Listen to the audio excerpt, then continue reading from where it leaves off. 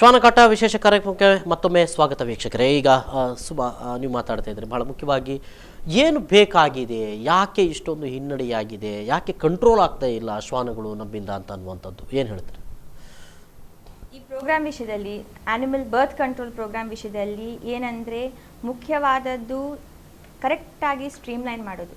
ಯಾವ ಏರಿಯಾಸ್ಗಳಲ್ಲಿ dense population ಉಂಟು ಆ ಮಾಹಿತಿ ನಾವು ಎಸ್ಪೆಷಲಿ ಮಾರ್ಕೆಟ್ ಏರಿಯಾಸ್ ಮತ್ತು ಬೀಚ್ ಸೈಡ್ ಹಾಗೂ ವೇಕೆಂಟ್ ಸೈಟ್ಸ್ ಆ ಥರಗಳಲ್ಲಿ ನಾವು ಕಾನ್ಸಂಟ್ರೇಟ್ ಮಾಡ್ತಾ ಇದ್ದೇವೆ.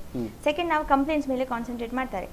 ಸೊ ಅವ್ರು ಹೇಳಿದ್ರು 2 ವ್ಯಾನ್ ಸಾಕಾಗುದಿಲ್ಲ, ಸಿಬ್ಬಂದಿಗಳು ಸಾಕಾಗುದಿಲ್ಲ, ವ್ಯಾನ್ ಸಾಕಾಗುದಿಲ್ಲ ಅಂತ ಹೇಳ್ತಾರೆ. ಆದ್ರೆ ಇದು ನೋಡಿ, ಜಸ್ಟ್ ನಾಯಿ ಹಿಡಿಯೋದು ಕಾರ್ಯಕ್ರಮ ಮಾತ್ರ ಅಲ್ಲ, ಅದು ಅರ್ಥ ಮಾಡ್ಕೊಳ್ಬೇಕು.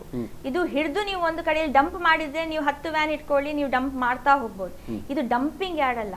ಇದು ಏನಂದ್ರೆ ನಾವು ಹಿಡಿದು ಅದಕ್ಕೆ ಒಂದು ಶಸ್ತ್ರಚಿಕಿತ್ಸೆ ಮಾಡೋ ಒಂದು ಆಸ್ಪತ್ರೆಗೆ ಕೊಂಡೋಗಿ ಕ್ರಮ ಪ್ರಕಾರ ಮಾಡೋ ಒಂದು ಪ್ರೋಗ್ರಾಮ್. ನೀವು 100, 200, 300, 400 ನಾಯಿಗಳನ್ನು ಡಂಪ್ ಮಾಡಿದ್ರೆ ಅದಕ್ಕೆ ಏನು ಉತ್ತರ ನನ್ನ ಹತ್ರ ಇರೋದಿಲ್ಲ, ಏಕೆಂದ್ರೆ ಇದು ಒಂದು ಕ್ರಮ ಪ್ರಕಾರ ಮಾಡ್ಲಿಕ್ಕೆ. ಸೊ ಆದ ಕಾರಣ ನಮ್ದು ಹೌಸಿಂಗ್ ಕೆಪಾಸಿಟಿ ಆದ ನಂತರ ನಾವು ಅದನ್ನು ರಿಲೀಸ್ ಮಾಡಿದ ನಂತರವೇ ನಾವು ನೆಕ್ಸ್ಟ್ ಕ್ಯಾಚ್ ಮಾಡಬಹುದು. ಅದಕ್ಕೆ ನಮ್ಗೆ 2 ವ್ಯಾನ್ ಸಾಕಾಗ್ತದೆ. ಆದ್ರೆ ಈಗ ಪ್ರಾಬ್ಲಮ್ ಏನಂದ್ರೆ, ಸ್ವಲ್ಪ ಜನ ನಾಯಿಯೇ ಇರಬಾರ್ದು ಅಂತ.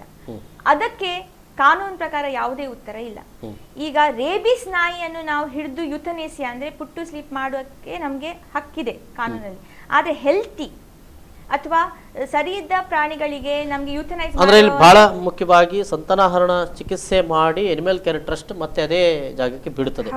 ಸೊ ಮುಂದೆ ಆ ನಾಯಿ ಆಕ್ರಮಣಕಾರಿಯಾಗುತ್ತದೋ ಇಲ್ವೋ ಅಂತ ಅನ್ನುವಂಥದ್ದು ಆಯಾಯ ಅಲ್ಲ. ಇಲ್ಲ ರಾಮ್, ಏನಂದ್ರೆ ಈಗ ಒಂದು ಪ್ರದೇಶದಲ್ಲಿ ಯಾವುದೇ ಒಂದು ಪರ್ಟಿಕ್ಯುಲರ್ 2-3 ನಾಯಿ ನಮಗೆ ಸ್ಪೆಸಿಫಿಕ್ ಕಂಪ್ಲೇಂಟ್ಸ್ ಬರ್ತದೆ, ಅಟ್ಟಿಸಿಕೊಂಡು ಹೋಗ್ತದೆ. For example Jeppu seminary view kings garden ಅಲ್ಲಿ 2 ನಾಯಿ ಇತ್ತು. ಅದು ನೋಡ್ಲಿಕ್ಕೆ ಹೆಲ್ತಿ ಆಪರೇಟೆಡ್ ಎಲ್ಲ, ಆದ್ರೆ ಅದಕ್ಕೆ ಒಂದು ಅಭ್ಯಾಸ ಏನಂದ್ರೆ ಹಿಂದಿನಿಂದ ಹೋಗಿ ಸ್ವಲ್ಪ ಉಪದ್ರ ಕೊಡುವ ಅಭ್ಯಾಸ ಇತ್ತು ಜನರಿಗೆ. ಸ್ಪೆಸಿಫಿಕ್ ಕಂಪ್ಲೇಂಟ್ ಬಂತು ನಮಗೆ. ಆ 2 ನಾಯಿಯನ್ನು ನಾವು ಪಿಕಪ್ ಮಾಡಿ ನಮ್ಮ ಆಶ್ರಮದಲ್ಲಿ ಇಟ್ಟುಕೊಂಡಿದ್ದೇವೆ. ಆ ನಾಯಿಯನ್ನು ನಾವು ಡಿಸ್ಲೊಕೇಟ್ ಮಾಡಿದ್ರೆ ಬೇರೆ ಕಡೆಯಲ್ಲಿ ಈ ತರ ಒಂದು ಗುಣ, ಅದರದ್ದು ಮೆಂಟಾಲಿಟಿ ನಿಲ್ತದೆ. ಅದೇ ಏರಿಯಾದಲ್ಲಿ ಬಿಟ್ರೆ ಅದರದ್ದು ಅದೇ ಏರಿಯಾ ಅಂತ ಅದಕ್ಕೆ ಪುನಃ ಕೊಬ್ಬು ಜಾಸ್ತಿ ಆಗ್ತದೆ. ಈ ತರದ್ದು ಒಂದು ಕಾರ್ಯಕ್ರಮ ನಮ್ಮದು. ಆದ್ರೆ ಸಂತಾನಹರಣ ಶಸ್ತ್ರಚಿಕಿತ್ಸೆ ಮಾಡಿ ನಾವೇನ್ ಮಾಡ್ತಾ ಇದ್ದೇವೆ, ಅದರ ಹಾರ್ಮೋನ್ಸ್ ಅನ್ನು ನಾವು ಕಡಿಮೆ ಮಾಡ್ತಾ ಇದ್ದೇವೆ, ಪಂಪಿಂಗ್ ಹಾರ್ಮೋನ್ಸ್ ಅನ್ನು ಕಡಿಮೆ ಮಾಡ್ತೇವೆ. ಆದ ಕಾರಣ ಅಗ್ರೆಸಿವ್ ನೇಚರ್ ಇದೆ, ಅದು ಕಂಪ್ಲೀಟ್ಲಿ ಕಡಿಮೆ ಆಗ್ತದೆ ಅಂತ ಹೇಳಿ. ಸುಮ್ಮನೆ ಮಲ್ಗಿ ತಿಂದು ಇರ್ತದೆ ನಾಯಿಗಳು, ಆ ಪ್ಯಾಕ್ ಮೆಂಟಾಲಿಟಿ ಇರೋದಿಲ್ಲ, ಕಚ್ಚಲಿಕ್ಕೆ ಹೋಗೋದಿಲ್ಲ. ಆದ್ರೆ ಸ್ವಲ್ಪ ಟೆಂಪರ್ಮೆಂಟಲ್ ನಾಯಿಗಳನ್ನು ನಾವು ಐಡೆಂಟಿಫೈ ಮಾಡಬೇಕಾಗ್ತದೆ. ಯಾಕಂದ್ರೆ ಎಲ್ಲಾ ನಾಯಿಗಳು ಸಾಧುಗಳು ಅಥವಾ ಒಂದು ನಾಯಿ ಕಚ್ಚುವ ನಾಯಿನಿಂದ ಎಲ್ಲಾ ನಾಯಿಗಳು, ಇದೇ ನಾಯಿಗಳು ಇಲ್ಲಿ ಬಂದು ಏನು ಅಲ್ಲಿ ತ್ಯಾಜ್ಯ ಇರ್ತದೆ, ಆ ತ್ಯಾಜ್ಯದಲ್ಲಿ ಇದ್ದದನ್ನು ತಿಂದುಕೊಂಡು ಕೂಡ ಆಕ್ರಮಣಕಾರಿ ಆಗ್ಲಿಕ್ಕೆ ಸಾಧ್ಯತೆ ಇದೆಯಾ? ಆಕ್ರಮಣಕಾರಿಯಾಗಿ ಬೈ ನೇಚರ್ ಇಲ್ಲ, ಏಕೆಂದ್ರೆ ಅಗ್ರೆಸಿವ್ ನೇಚರ್ ಡೆಫಿನೆಟ್ಲಿ ಅದನ್ನು ಕಡಿಮೆ ಮಾಡ್ತದೆ ಅಂತ ಅನ್ನುವಂಥದ್ದು. ಈಗ ಬಹಳ ಮುಖ್ಯ ಧರ್ಮೇಂದ್ರ ಅವರೇ, ಕೆಲವು ಕಡೆಗಳಲ್ಲಿ ನಾಯಿಗಳನ್ನೇ ಒಂಥರ ಅದನ್ನ ಹುಚ್ಚೆಪ್ಪಿಸುವಂಥದ್ದು ಅಥವಾ ಅದನ್ನ ಬೆನ್ನಟ್ಟುವಂಥದ್ದು, ಹೊಡೆಯುವಂಥದ್ದು, ಅಂದ್ರೆ ಅದ್ರ ಮೇಲೇನೆ ಬಹಳ ದ್ವೇಷ ಕಾರುವಂಥ ರೀತಿಯಲ್ಲಿ ಕೆಲವೊಂದು ಕಡೆಗಳಲ್ಲಿ ಆಗ್ತಾ ಇದೆ. ಹಾಗಾಗಿ ನಾಯಿಗಳು ಆಕ್ರಮಣಕಾರಿ ಆಗ್ತದೆ. ವಾಹನಗಳಿಂದ ಹೋಗುವಾಗ ಅದಕ್ಕೆ ತೊಂದರೆ ಮಾಡುವಂಥದ್ದು, ಕಲ್ಲು ಹಿಡಿದು ಬಿಸಾಡುವಂಥದ್ದು, ಇಂಥದ್ದೆಲ್ಲ ಮಾಡ್ತಾ ಇದ್ದಾರೆ. ಇದರಿಂದಾಗಿ ನಾಯಿಗಳು ಸಹಜವಾಗಿಯೇ ಕೆಲವೊಂದು ಸಂದರ್ಭಗಳಲ್ಲಿ ಕೆಲವರನ್ನು ಕಂಡಾಗ ಬೆನ್ನಟ್ಟಿಕೊಂಡು ಬರ್ತದೆ ಅಂತ ಅನ್ನುವಂಥದ್ದು. ಸೊ ಇದು ಕೂಡ ಕಾರಣ ಆಗ್ತದೆ. ನನಗೆ ಯಾವಾಗ ಹೇಳಿದಾಗೇನೆ ನಮ್ಮ ಏರಿಯಾದಲ್ಲಿ 2 ನಾಯಿ ಮರಿ ಹಾಕಿದೆ ಅಂತ ಹೇಳಿದ್ರೆ ಅದು ರಸ್ತೆಯಲ್ಲೇ ಇರುತ್ತೆ. ಪ್ರಾಯಶಃ ಯಾವ್ದಾದ್ರು ಒಂದು ಗಾಡಿಯ ಅಡಿಗೆ ಬಿದ್ದು, ವಾಹನದ ಅಡಿಗೆ ಬಿದ್ದು ಯಾವ್ದಾದ್ರು ಮರಿ ಸತ್ತಾಗ ಆ ತಾಯಿಗೆ ಅದು ನೋವಾಗುತ್ತೆ, ಅದರ ಮೇಲೆ ಕೋಪ ಬರುತ್ತೆ. ಆವಾಗ ಅದು ಪರ್ಟಿಕ್ಯುಲರ್ಲಿ ಅದೇ ಗಾಡಿ ಅಂತಲ್ಲ, ಯಾವುದೇ ಗಾಡಿ ಬರ್ಲಿ ಅಥವಾ ಮಕ್ಕಳಿರ್ಲಿ ಏನಿರ್ಲಿ, ಅದನ್ನ ಟೋಟಲಿ ಆ ಮರಿನ ಸೇವ್ ಮಾಡುವ ಅಥವಾ ಅದ್ರ ಮೈಂಡ್ ಅಲ್ಲಿ ಕೂತಾಗ ಅದು ಅಗ್ರೆಸಿವ್ ಆಗಿ ಆಕ್ರಮಣಕಾರಿಯಾಗಿ ಇದು ಮಾಡುತ್ತೆ. ಈ ವ್ಯವಸ್ಥೆ ಖಂಡಿತವಾಗಿ ಸಹ ಇದೆ, ಇಲ್ಲ ಅಂತ ನಾನು ಹೇಳ್ತಾ ಇಲ್ಲ, ಅದು ನಾನು ನೋಡಿದ್ದೇನೆ ಕೂಡ. ಆದ್ರಿಂದ ಮುಖ್ಯವಾಗಿ ಇರುವಂತದ್ದು ವ್ಯವಸ್ಥೆ ಏನಂದ್ರೆ, ಒಬ್ಬ ಸಾರ್ವಜನಿಕನಾಗಿ ಈ ಮೇಡಮ್ನವರಂಥದ್ದು NGOಗಳು ಅದನ್ನ ನಮ್ಮ ಗಮನದಲ್ಲಿ ಇಟ್ಟುಕೊಂಡು ನಾವು ಅಂತಾದಾಗ ಅವರಿಗೆ ನಾವು ಮಾಹಿತಿಯನ್ನು ಕೊಡಬೇಕು, ನಮ್ಮ ಕರ್ತವ್ಯ ಕೂಡ ಆಗುತ್ತೆ. ಎರಡನೇದಾಗಿ ಕಾರ್ಪೊರೇಷನ್ ಅತ್ಯಂತ ದೊಡ್ಡ ಜವಾಬ್ದಾರಿ ಇದೆ. ಅದರೊಳಗೆ ಕಾರ್ಪೊರೇಟರ್ಗಳು ಇನ್ವಾಲ್ವ್ ಆಗಿರ್ತಾರೆ, ಯಾಕೆಂದ್ರೆ ಅವರು ಜನಪ್ರತಿನಿಧಿಗಳು. ಅವರ ಏರಿಯಾದಲ್ಲಿ ಆಗಿರುವಂತಹ ತ್ಯಾಜ್ಯಗಳು ಈಗ ನನ್ನ ಏರಿಯಾದಲ್ಲೇ ಮೊನ್ನೆ ನಾನು ಕಮಿಷನರ್ ಇರುವ ಸಮಯದಲ್ಲೇ ನಾನೊಂದ್ಸಲ ಫೋನ್ ಮಾಡಿದ್ದೆ, 4 ರಿಂದ 5 ದಿನ ತ್ಯಾಜ್ಯಗಳನ್ನೇ ತೆಗೆದುಕೊಂಡು ಹೋಗಿರ್ಲಿಲ್ಲ. ನಾಯಿಗಳ ಕಾಟ ಅಷ್ಟಿದೆ ಅಲ್ಲಿ. ಇದಕ್ಕೆ ಬಂದಾಗ ಮರು ದಿವಸ ಆ ಥರದ ತಗೊಂಡೋಗಿ ಮತ್ತೆ ಇಲ್ಲಿ ಇನ್ನೊಂದು ಕೋಳಿ ಮರಡದ ಪ್ಲೇಸ್ ಇದೆ, ಎಲ್ಲ ತಂದು ಬಿಟ್ಟು ಅದಕ್ಕೆ ಹಾಕ್ತಾರೆ. 3-4 ದಿನ ಮೂಗು ಮುಚ್ಕೊಂಡು ಹೋಗುವಂತ ಪರಿಸ್ಥಿತಿ ಬಂದಿತ್ತು. ಅವಾಗ ನಾಯಿಗಳು ಸಹಜವಾಗಿ ಅಲ್ಲೇ ಬರುತ್ತೆ. ಒಂದು ಮಾಂಸ ಇನ್ನೊಂದಕ್ಕಿದೆ ನೋಡಿ. ಯಾವಾಗಲೂ ನಾಯಿಗಳು ಯಾವಾಗ ಒಬ್ಬ ಆಕ್ರಮಣಕಾರಿ ಆಗುತ್ತೆ ಅಂದ್ರೆ ನನಗೆ ತಿಳಿದ ಮಟ್ಟಿಗೆ ಅದಕ್ಕೆ ಆಹಾರದ ಕೊರತೆ ಆದಾಗ.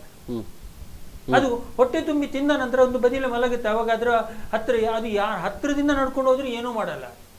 ಈ ವ್ಯವಸ್ಥೆಗೆ ನಮ್ಮ ಮಹಾನಗರ ಪಾಲಿಕೆ ಮುಖ್ಯ ಕಾರಣ. NGOಗಳನ್ನು ಬೈದು ಪ್ರಯೋಜನ ಇಲ್ಲ. ನಾನು ಕಾರ್ಪೊರೇಟರ್ಗಳನ್ನು ಹೇಳ್ತೇನೆ, ಮಹಾನಗರ ಪಾಲಿಕೆ ಅವರ ಜವಾಬ್ದಾರಿಯಿಂದ ನುಣುಚ್ಕೋತಾ ಇದ್ದಾರೆ. ಎಸ್ ಅಜೀಜ್ ಅವರೇ, ಬಹಳ ಮುಖ್ಯವಾದ ಮಾತನ್ನು ಅವರು ಹೇಳಿದ್ದಾರೆ. ಆಯಾ ಸ್ಥಳೀಯ ಕಾರ್ಪೊರೇಟರ್ಗಳು ಕೂಡ ಇದರ ಕಡೆಗೆ ಗಮನ ಕೊಡಬೇಕಾದಂತ ಒಂದು. ಇನ್ನೊಂದು, ಕೆಲವರು ಬಹಳ ದೊಡ್ಡ ದೊಡ್ಡ ತಳಿಗಳ ನಾಯಿಗಳನ್ನು ಇಟ್ಟುಕೊಂಡು ಮನೆ ಒಳಗಡೆ ಗೇಟ್ ಬೀಗೆಲ್ಲ ಹಾಕ್ಕೊಂಡು ಒಳಗಡೆ ಇಟ್ಟಿರ್ತಾರೆ. ಇನ್ನೂ ಕೆಲವರು ಒಂದಷ್ಟು ಈಗಾಗಲೇ ಸುಮಾ ಹೇಳಿದ ಹಾಗೆ ನಾಯಿಗಳು ಮರಿ ಹಾಕ್ತವೆ, ಅಂದರೆ ನಮ್ಮ ಲೋಕಲ್ ನಾಯಿಗಳು ಅಂತ ಏನು ಹೇಳ್ತೇವೆ, ನಾಯಿಗಳು ಮರಿ ಹಾಕ್ತವೆ, ಆನಂತರ ಬಿಟ್ಟು ಬಿಡ್ತಾರೆ, ಅದು ದಾರಿಯಲ್ಲಿ ಇರ್ತದೆ, ಅವರ ನಾಯಿಗಳು ಅಲ್ಲ. ಸೊ ಇಂಥ ಬಹಳ ಏನು ಶ್ವಾನಗಳು ಇವತ್ತು ಬೀದಿಯಲ್ಲೆಲ್ಲ ತುಂಬಿರುವಂಥದ್ದು. ಯಾವುದೋ ಒಂದು ಮನೆಯ ನಾಯಿಯೇ ಆಗಿರ್ತದೆ, ಅದು ಮೂಲತಃ ನೋಡಿದ್ರೆ ಅದು ಆಗಿರ್ತದೆ. ಸೊ ಇದರ ಬಗೆಗಿನ ಒಂದಷ್ಟು ಕಾಳಜಿಗಳನ್ನು ಸ್ಥಳೀಯ ಮಟ್ಟದಲ್ಲೂ ಕೂಡ ಮಾಡಬೇಕಾದಂಥ ಅಗತ್ಯ ಇಲ್ವ, ಇದೆ ಅಂತ ಅನಿಸೋದಿಲ್ವ ನಿಮಗೆ? ನಾನು ಹೇಳೋದಾದ್ರೆ ನೋಡಿ, ಮಂಗಳೂರು ಮಹಾನಗರ ಪಾಲಿಕೆಗೆ ಎಷ್ಟು ಜವಾಬ್ದಾರಿ ಇದೆಯೋ ಅದೇ ರೀತಿ ಕಾರ್ಪೊರೇಟರ್ಗಳಿಗೂ ಇದೆ. ಯಾಕಂತ ಹೇಳಿದ್ರೆ ಜನರ ಸಮಸ್ಯೆಗಳಿಗೆ ಸ್ಪಂದಿಸುವುದು, ಮೂಲಸೌಕರ್ಯ ಒದಗಿಸಿಕೊಡುವುದು ಕಾರ್ಪೊರೇಟರ್ಗಳ ಕರ್ತವ್ಯ. ಆದರೆ ಕಾರ್ಪೊರೇಟರ್ಗಳು ಬೇಕಾದಷ್ಟು ಧ್ವನಿ ಎತ್ತಿದ್ದಾರೆ. ನಾನೇ 4-5 ಸಲ ಧ್ವನಿ ಎತ್ತಿ ಅದರ ಬಗ್ಗೆ ಮನವಿ ಕೊಟ್ಟ ಕಾಪಿ ಕೂಡ ನನ್ನಲ್ಲಿದೆ. ನಾನು ನೋಡುವುದಾದ್ರೆ 2000ರಲ್ಲಿ ಈ ಡಾಗ್ಸ್ ಆಕ್ಟ್ ಯಾವಾಗ ಬಂದಿದೆಯೋ ಅದರ ನಂತರ ಎಷ್ಟೋ ಸಲ ಇವರು ಗುತ್ತಿಗೆ ಕೊಟ್ಟರು. ಅದರ ನಂತರ ಸಂತತಿ ಜಾಸ್ತಿ ಆಗ್ತದೇನೆ ವಿನಃ ನಾಯಿಗಳದ್ದು ಕಡಿಮೆ ಆಗ್ತಾ ಇಲ್ಲ, ಜಾಸ್ತಿಯೇ ಆಗ್ತಾ ಇದೆ. ಇಷ್ಟರ ತನಕ ನೀವು ಬೇಕಾದ್ರೆ ಈ ಕಂಪೇರ್ ಮಾಡಿ ನೋಡಿ, ಎಲ್ಲಿ ಕೂಡ ಜಾಸ್ತಿ ಇದೆ ಅಲ್ಲದೆ ಕಡಿಮೆ ಎಲ್ಲಿ ಕೂಡ ಆಗಿಲ್ಲ. ಹಾಗಾದ್ರೆ ಇಷ್ಟ ತನಕ ಇವರ ಕಾರ್ಯಾಚರಣೆ ಹೇಗಿತ್ತು, ಕಾರ್ಯಾಚರಣೆ ಯಾವ ರೀತಿಯಲ್ಲಿ? ಅಂದ್ರೆ ಇಲ್ಲಿ ನೀವು ಹೇಳುವಂತದ್ದು ತಪ್ಪಿಸಿಕೊಂಡು ಹೋದ ನಾಯಿಗಳು ಮತ್ತೆ ಸಂತಾನ ಮಾಡ್ಕೊಂಡಿರುವುದು, 100%, ಅಥವಾ ಅಂದ್ರೆ ತಪ್ಪಿಸಿಕೊಂಡು ಹೋಗಿರೋ ನಾಯಿ ಅಥವಾ ಸಂತಾನಹರಣ ಚಿಕಿತ್ಸೆ ಫಲಕಾರಿಯಾಗಿಲ್ಲ ಅಂತ ಹೇಳ್ತಿದ್ದೀರಾ ಅಂತ?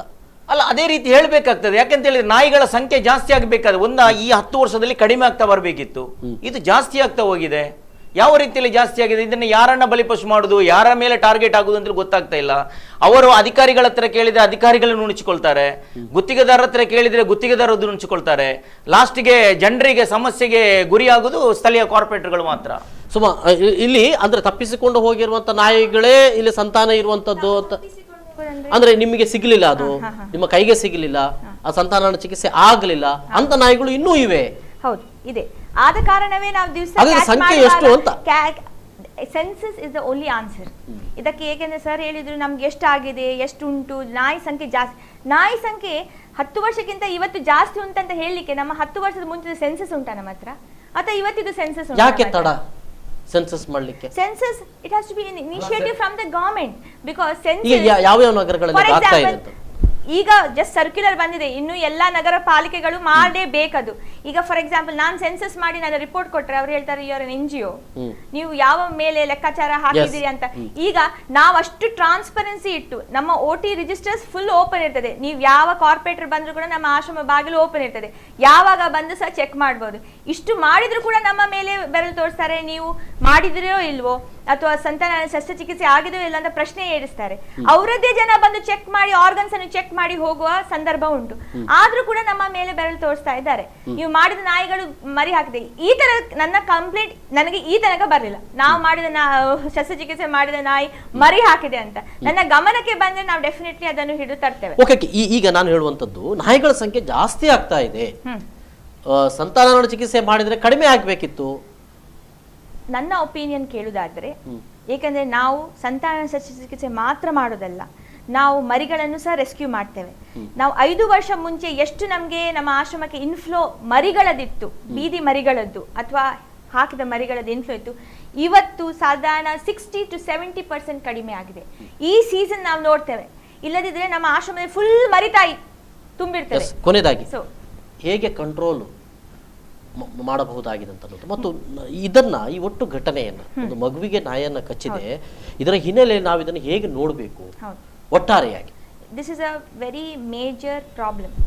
ಈ ಥರದೊಂದು ಘಟನೆ ಆಗಬಾರ್ದು, ತುಂಬ ಬೇಸರವಾದ ವಿಷಯ ಒಂದು. ಸೆಕೆಂಡ್ ಇಸ್ ಇದಕ್ಕೆ ಪ್ರಾಕ್ಟಿಕಲ್ ಆಗಿ ಸೊಲ್ಯೂಷನ್ ಏನಂದರೆ, first licensing of pet dogs, sterilisation of pet dogs, ಮನೆ ನಾಯಿಗಳು ಕಡ್ಡಾಯ ಮಾಡಬೇಕು, ಡಂಪಿಂಗ್ ನಿಲ್ಲಿಸಬೇಕು, ಸಾಲಿಡ್ ವೇಸ್ಟ್ ಮ್ಯಾನೇಜ್ಮೆಂಟ್ ಸರಿ ಆಗಬೇಕು, ಮತ್ತೆ ಸಂತಾನಹರಣ ಶಸ್ತ್ರಚಿಕಿತ್ಸೆ ಎಷ್ಟು ಮಟ್ಟಕ್ಕೆ ನೀವು ಸ್ಕ್ರೂಟಿನಿ ಮಾಡಬೇಕು ಅದು ನೀವು ಮಾಡಬಹುದು, ಅದಕ್ಕೇನು ಅಡ್ಡಿ ಇಲ್ಲ. ಮತ್ತೆ ಕಂಪ್ಲೇಂಟ್ಸ್, ನಾನು ನಿನ್ನೆ ಸಹ ಹೇಳಿದ್ದೇನೆ, ಕಂಪ್ಲೇಂಟ್ಸ್ ಅನ್ನು ಸ್ಟ್ರೀಮ್ಲೈನ್ ಮಾಡಬೇಕು. ಎಲ್ಲ ಕಾರ್ಪೊರೇಟರ್ ಹೇಳೋದು ನಾವು ಕಂಪ್ಲೇಂಟ್ ಕೊಟ್ಟಿದ್ದೇವೆ, ನಮ್ಮ ಕಂಪ್ಲೇಂಟ್ ಅಟೆಂಡ್ ಆಗ್ತಾ ಇಲ್ಲ. ಆದರೆ ಕಂಪ್ಲೇಂಟ್ಸ್ ಅನ್ನು ಸ್ಟ್ರೀಮ್ಲೈನ್ ಮಾಡಬೇಕು. ಈಗ ನಮಗೆ ಬಂದ ಕಂಪ್ಲೇಂಟ್ಸ್ ರಿಜಿಸ್ಟರ್ ಆದ ನಂತರ ಅದು ಕಂಪ್ಲೇಂಟ್ ಅಟೆಂಡ್ ಮಾಡೋದು ನಮ್ಮ ಜವಾಬ್ದಾರಿ, ನಾವು ಮಾಡ್ತಾ ಇದ್ದೇವೆ. ಅದು ಸರಿ ಆಗದಿದ್ದರೆ ಅದು ಸ್ಟ್ರೀಮ್ಲೈನ್ ಮಾಡಬೇಕು, ಒಂದು ಕಾಮನ್ ಹೆಲ್ಪ್ ಲೈನ್ ಮಾಡಬೇಕು. ಜನರು ಕಾರ್ಪೊರೇಟ್ ಅದಕ್ಕೆ ಹೆಲ್ಪ್ ಲೈನ್ಗೆ ಮಾಡಿ ಮತ್ತೆ ನಮಗೆ ಸ್ಟ್ರೀಮ್ಲೈನ್ ಮಾಡೋದು ಅದು ಒಂದು ಕ್ರಮ ಮಾಡಬೇಕು ಅಂತ ನಾನು ಇದನ್ನು ಮಾಡಿದ್ರೆ, ಈ 4 ವಿಷಯಗಳನ್ನು ಎಸ್ಪೆಷಲಿ ಸಾಲಿಡ್ ವೇಸ್ಟ್ ಮ್ಯಾನೇಜ್ಮೆಂಟ್ ಸರಿ ಮಾಡಿದ್ರೆ, ಮತ್ತೆ ಮುಖ್ಯವಾದದ್ದು ಜನರಿಗೆ ಇದರ ವಿಷಯದಲ್ಲಿ ಒಂದು ತಿಳುವಳಿಕೆ ಮೂಡಿಸಬೇಕು. ಈ ತರ ಕ್ರಮ ಉಂಟು, ಈ ಮಾಡಬಹುದು, ಫೋನ್ ಕಾಲ್ ಮಾಡಿ ಪ್ರಾಬ್ಲಮ್ಸ್ ಇದ್ದ ಕಡೆ ನೀವು ತಿಳಿಸಬಹುದು ಅಂತ ಹೇಳಿ ನಮ್ಮ ಗಮನಕ್ಕೆ ಬರಬೇಕು. ಅಜೀಜ್ ಅವರೇ, ಏನು ಯಾವ ರೀತಿಯಲ್ಲಿ ಈಗ ಒಟ್ಟಾರೆಯಾಗಿ ನಾವು ಪರಸ್ಪರ ಅವ್ರ ಮೇಲೆ ಇವ್ರ ಮೇಲೆ ಅವ್ರು ಮಾಡ್ಕೊಳ್ತಾ ಹೋದರೆ ಸಮಸ್ಯೆ ಪರಿಹಾರ ಆಗೋದಿಲ್ಲ. ಏನ್ ಮಾಡಬೇಕಾಗಿದೆ ನಗರ ಪಾಲಿಕೆ ವತಿಯಿಂದ? ಮಂಗಳೂರು ಮಹಾನಗರ ಪಾಲಿಕೆ ಇದರ ಬಗ್ಗೆ ಗಮನ ಹರಿಸಬೇಕಾಗಿದೆ. ಅದಲ್ಲದೆ ಇವರಿಗೆ ಯಾವ ಗುತ್ತಿಗೆ ಕೊಟ್ಟಿದ್ದಾರೋ ಅವರು ಅದರ ಬಗ್ಗೆ ನಿಗಾ ವಹಿಸಿ ಕಾರ್ಯಾಚರಿಸಬೇಕಾಗಿದೆ. ಇದನ್ನ ಖಂಡಿತವಾಗಿಯೂ ಇದನ್ನ ಅದಬಷ್ಟಿಗೆ ತರಬಹುದು. ಯಾಕಂತ ಹೇಳಿದ್ರೆ ಇವರು ಕಾರ್ಯಾಚರಿಸದಿದ್ದರೆ, ಅಧಿಕಾರಿಗಳು ನಿರ್ಲಕ್ಷ್ಯ ವಹಿಸಿದ್ರೆ ಇದು ಅಧಿಕವಾಗಿ ಸಂಖ್ಯೆಯಲ್ಲಿ ನಾಯಿಗಳ ಸಂಖ್ಯೆ ಜಾಸ್ತಿ ಆಗ್ತಾ ಇರ್ತದೆ. ದಯವಿಟ್ಟು ನಾನು ಒಂದೇ ವಿನಂತಿಸಿಕೊಳ್ಳುವುದು, ಅಧಿಕಾರಿಗಳು ಮತ್ತು ಇವರು ಒಟ್ಟಾಗಿ ಅದಕ್ಕೆ ಬೇಕಾದ ಮೂಲ ಸೌಕರ್ಯಗಳನ್ನು ಪಡೆದು ಯಾವ ರೀತಿಯಲ್ಲಿ ತಮಗೆ ಸಹಕಾರ ಬೇಕು ಅದನ್ನು ಮಹಾನಗರ ಪಾಲಿಕೆಯಿಂದ ಪಡ್ಕೊಂಡು ಇನ್ನು ಹೆಚ್ಚಿನ ನಾಯಿಗಳನ್ನ ಹಿಡಿದು ಅದಕ್ಕೆ ಶಸ್ತ್ರಚಿಕಿತ್ಸೆ ಮಾಡುವ ವ್ಯವಸ್ಥೆಯನ್ನ ಮಾಡಿಕೊಳ್ಬೇಕು. ಮತ್ತೆ ಮೊನ್ನೆ ನಡೆದ ಘಟನೆಯ ಮಗುವಿಗೆ ಶಸ್ತ್ರಚಿಕಿತ್ಸೆ ಎಲ್ಲಾ ಖರ್ಚು ವೆಚ್ಚಗಳನ್ನು ಮಹಾನಗರ ಪಾಲಿಕೆ ಮತ್ತು ಆ ಸಂಸ್ಥೆಯವರು ಒದಗಿಸಿಕೊಡ್ಬೇಕಂತೇಳಿ ವಿನಂತಿಸ್ತಿದ್ದೆ. ಎಸ್ ಧರ್ಮೇಂದ್ರ, ಇಬ್ಬರು ಮಾತನ್ನ ನಾನು ಕೇಳಿದೆ.